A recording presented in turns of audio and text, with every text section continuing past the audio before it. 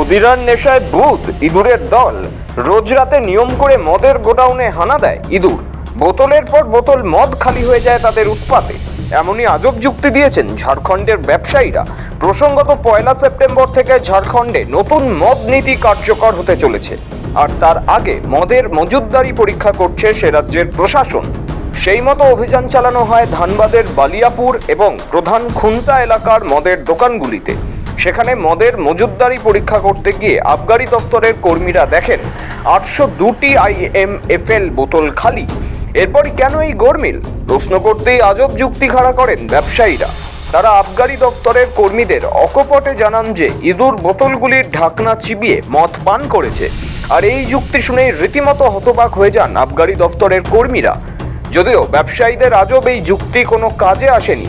ব্যবসায়ীদেরকে ক্ষতিপূরণ দেওয়ার নির্দেশ দেওয়া হয়েছে। সহকারী আবগারি কমিশনার রামলীলা রাভানি বলেন, ক্ষতিপূরণের জন্য ব্যবসায়ীদের নোটিশ পাঠানো হবে। जो है एक टीम बना है, जो वरीय मजिस्ट्रेट जो है वो जिला के हैं, एक आदमी ऑडिटर हैं और एक आदमी सब इंस्पेक्टर है एक्साइज विभाग का, और 2 आदमी हैं टेक ओवर करने वाले कंपनी है, उससे जो हम लोग टेक ओवर ले रहे हैं वो कंपनी का आर के कंपनी का है। सम्मिलित ग्रुप से उसको जांच करने पर वो कमी आई है, तो वो आर के कंपनी उसको भरपाई करेगा। बोल रहा है कि चूहा ढक्कन उतार दिया है।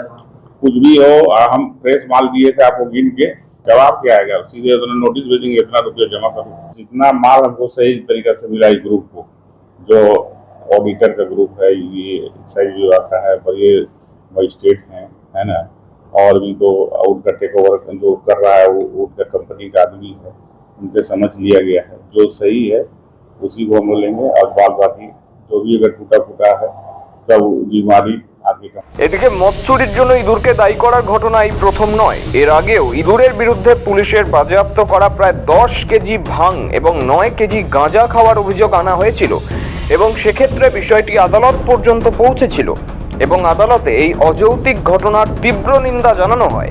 সেই ঘটনার পর এবার ফের নতুন করে মদ চুরির জন্য দায়ী করা হয় ইঁদুরের দলকে, যা নিয়ে ইতিমধ্যে শুরু বিস্তর গুঞ্জন। উল্লেখ্য, ঝাড়খণ্ডে আবগারি নীতির অধীনে মদের দোকানের ব্যবস্থাপনা এবং বরাদ্দ রাজ্য সরকারের নিয়ন্ত্রণ থেকে বেসরকারি লাইসেন্সধারীদের হাতে দেওয়া হচ্ছে। প্রশাসনিক কর্মকর্তারা জানিয়েছেন, এই নীতির লক্ষ্য রাজস্ব আদায়ের স্বচ্ছতা বৃদ্ধি করা এবং রাজ্যের উপর প্রশাসনিক বোঝা কমানো। যদিও এই নীতি কতটা ফলপ্রসূ হয় তা সময় বলবে। ব্যুরো রিপোর্ট, সময়, কলকাতা।